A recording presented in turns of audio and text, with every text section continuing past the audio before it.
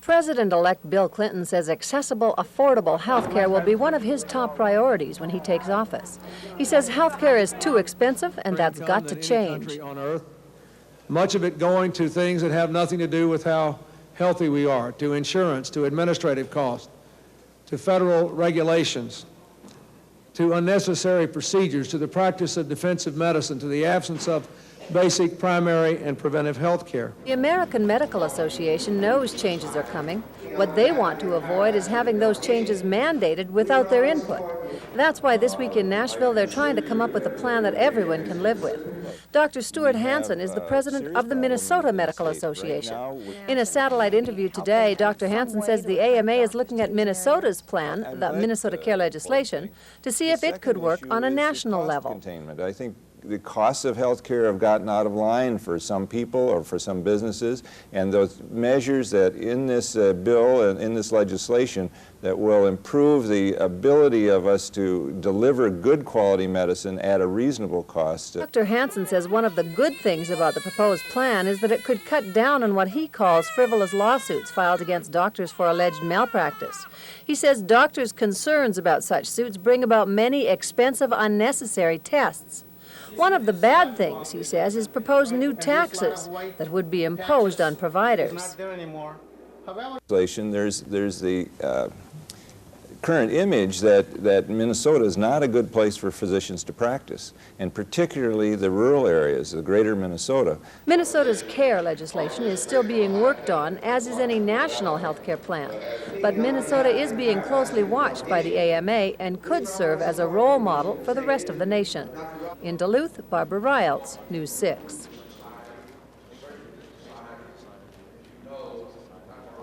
For the sake of future development, the information of the House of Delegates, and the services to our patients, we urge their admission. Thank you. Dr. Sampson, did you wish to make...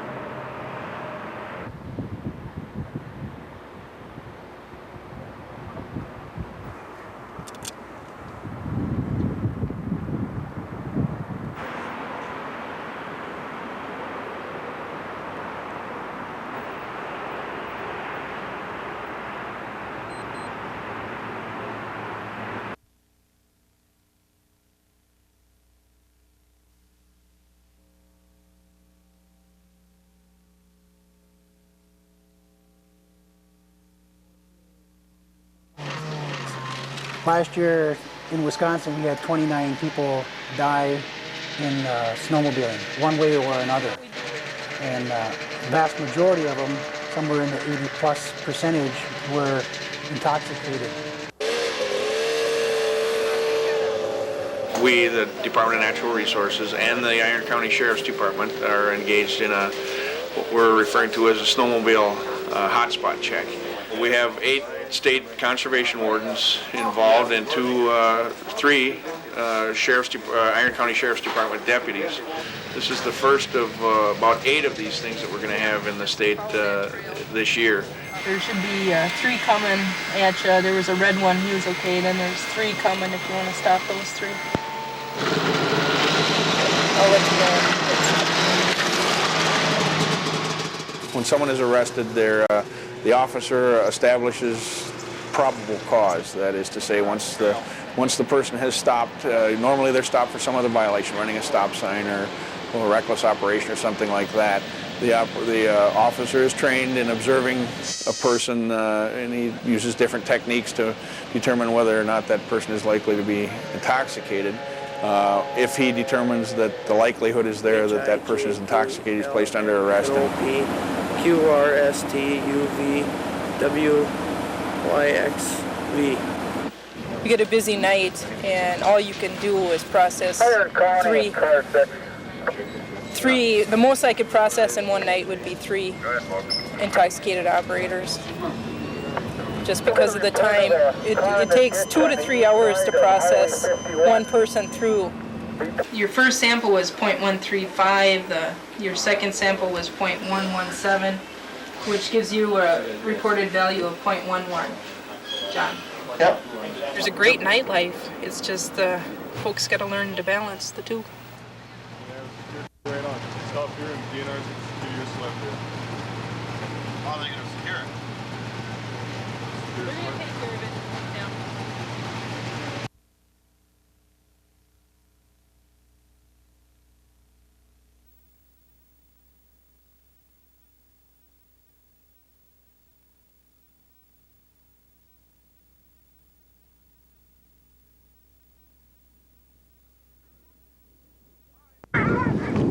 All right, straight ahead. It's that time of year again. Sled dog teams are in training. Mark and Mary Black are entering their third Bear Grease Sled Dog Marathon next month with high hopes for a good year. Right now, they've never looked better. Last year, comparing my team that I've got this year to the team I had last year, they're 3 times the team. So we're looking for a good race. Been working hard at it. Hopefully now we'll be able to get on some snow and do some 60-milers. And probably won't run any longer than 60 miles before the race. This year I've been really working on keeping their pace up, running a good mile per hour. Mark Black and his team are excited about being the first group from Duluth to finish the Bear Grease. Well, maybe the dogs are a little bit more excited. A Bear Grease win is not on the agenda for 1993, but Mark is hoping for a strong showing. I tell you, I'd like to place in the top 10. I think that's real possible, the way they're looking right now anyway. In the Blacks' first 2 Bear Grease runs, they had what Mark calls a learning experience and did not finish.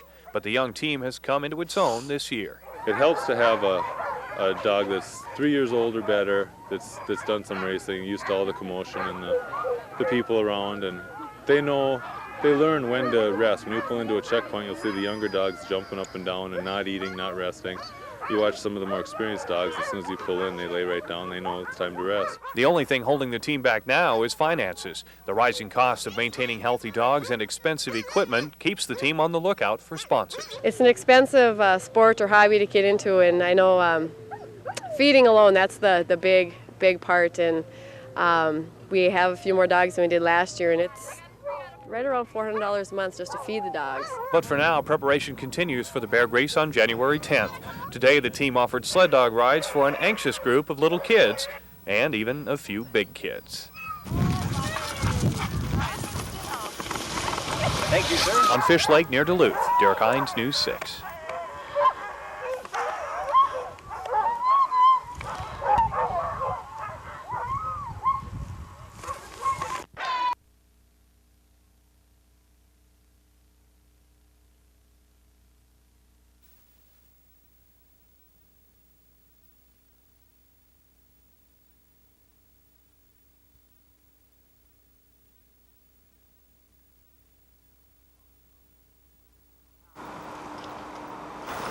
First call, morning muster, must be held foul of the parade.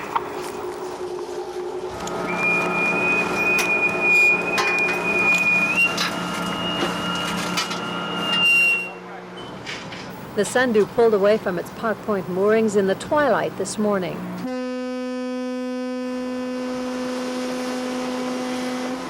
The goal today was to pull out the huge lighted buoys that mark the safe shipping channels in the Twin Forks Harbor. Each of these big buoys has a light and a solar panel on its top to keep ships from running into dangerous waters. If the bay ice is over, it can pull the buoy under and can do serious damage to the buoy's equipment. This year we've been pretty lucky. We haven't had too many of them do that. That can get expensive, upwards of $2,000. Though the bulk of shipping is over for this season, there is still some movement, and so safe shipping channels must still be delineated. For that reason, when the big buoys are hoisted out, the Sundew's crew drops in what's called a winter mark.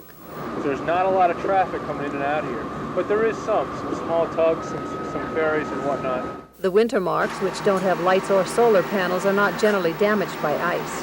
The Sundew's work went like clockwork today, but it wasn't just by luck. Above the work deck, the ship's officers oversaw every step of the operation and made sure the duties were performed in a safe manner. They're big constants here on safety, because you can pick a buoy up and, the things, they weigh quite a bit, so if it gets out of hand, it can roll and actually hurt somebody, so big thing here is safety.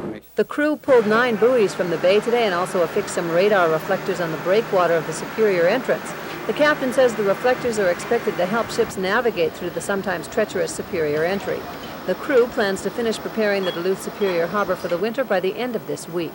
In Duluth, Barbara Riles, News 6.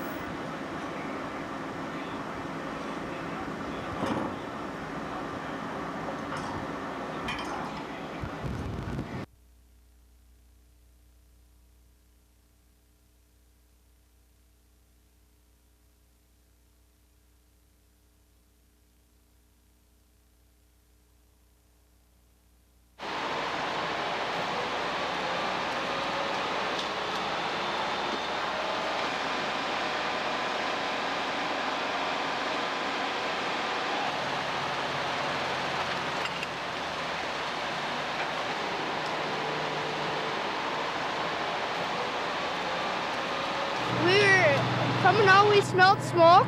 We thought someone was burning wood. Then we looked here, and then we seen all the smoke. Then we came over here, then we see this big flame.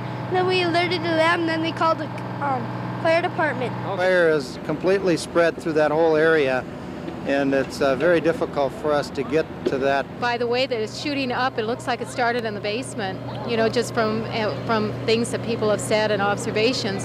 It's being contained in the center because we have fireproof doors on the classes, so it doesn't get through the fireproof doors.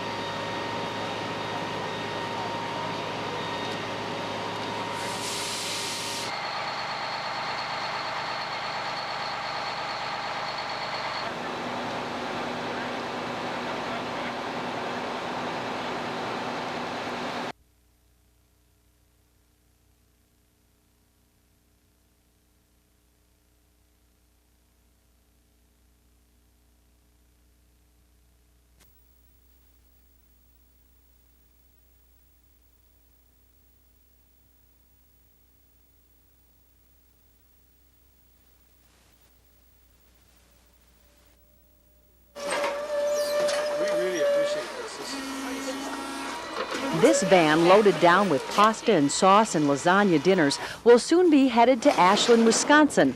The local soup kitchen will use this gift to supplement its meals for the needy. Wonderful. We're just impressed. We just, it's like, this is God. We just feel that, really appreciate it. The Ashland Soup Kitchen is just one of 20 charities in northwest Wisconsin and northeast Minnesota who will benefit from the generosity of Gino Palucci. Well, Gino does this every year at Christmas time, and last year we gave it all to the food bank, and this year the food bank is helping us distribute this with the different charities. 50,000 frozen entrees aren't the only donation. Louis Gino's is also supplying these turkeys to help round out the holiday meals. A lot of food to move to its proper destinations, and that's where the Arrowhead Food Shelf comes in. Really glad to be able to help get several hundred thousands meals distributed throughout this area that people might not have been able to have otherwise. As for Gino, today's benefactor, he's hoping his gift will stimulate a greater spirit of giving across the Northland.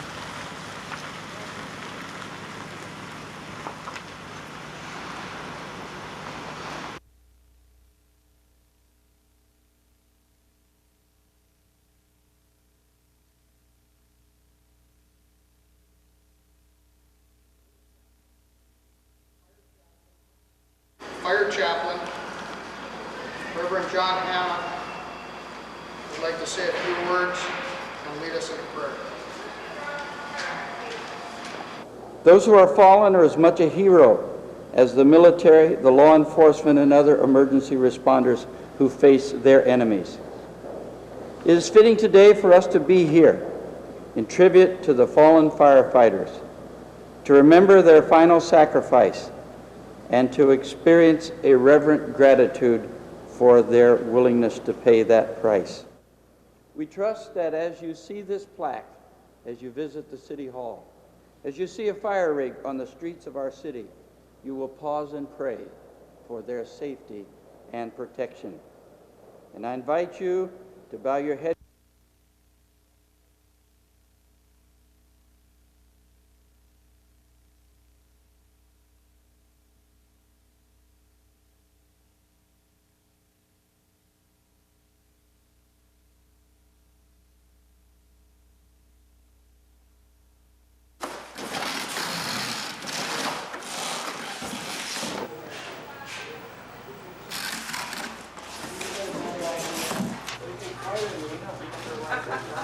One remarkable thing is the 2 days before Thanksgiving, with the East Shelf and the West Shelf serving 2 different days, we gave out a total of 8,020 meals. So you can see that the support is great because we're able to meet that need real well here.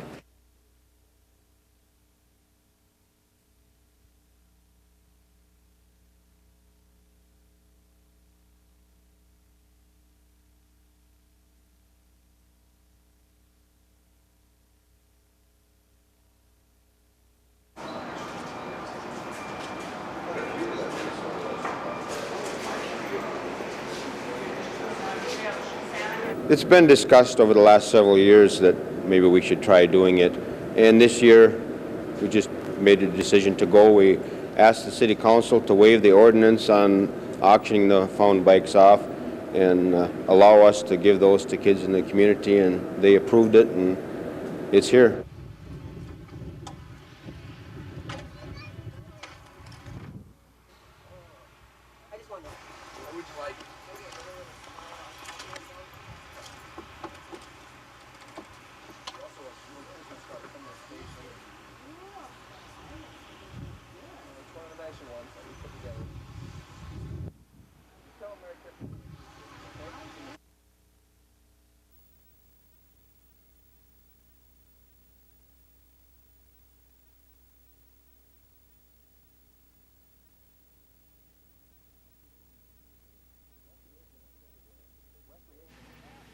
Recreational snowmobiling is taking more and more time and money from northern Minnesota enthusiasts, and they're happy to give it if safety comes first.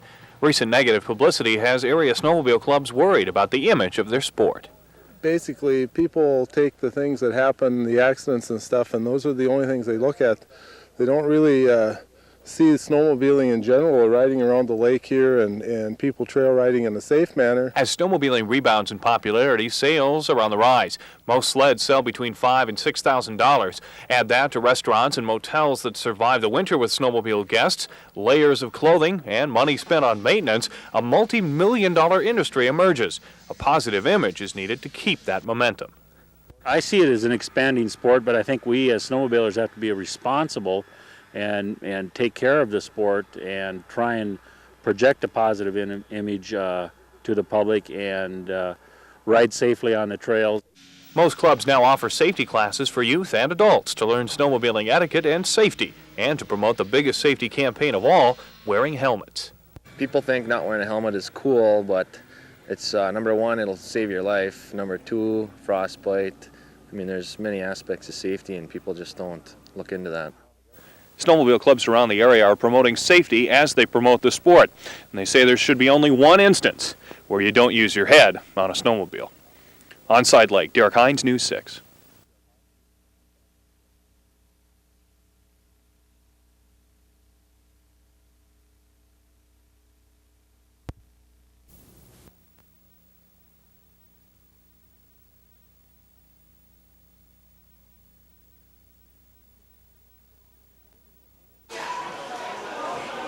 Dozens of volunteers manned tables laden with toys and food.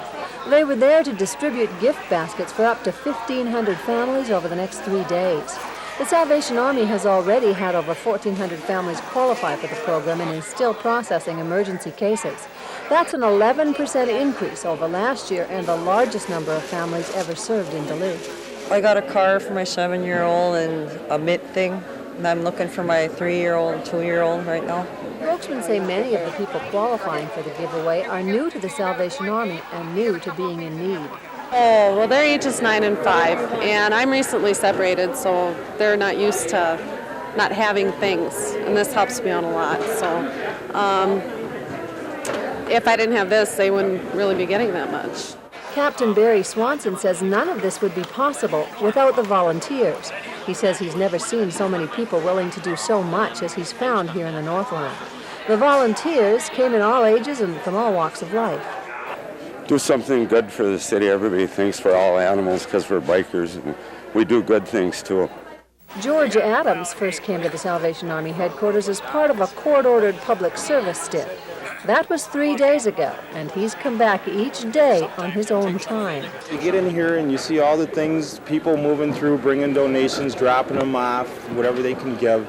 And the people did not scrimp this year giving the gifts, and it's going to make a really nice Christmas for people, and it's a really nice feeling to be doing something like that. For the people going through the lines here today, this program means more than having toys for the kids and a special holiday meal. It means that somebody out there cares. Program participants were able to choose toys for their children themselves, and after they finished shopping, they were given a fully laden food box to help out over the holidays. At the Salvation Army headquarters in Duluth, Barbara Riles, News 6. Each person is coming through with a volunteer, so the volunteers walking through with them. The ones who are volunteers have the name tag.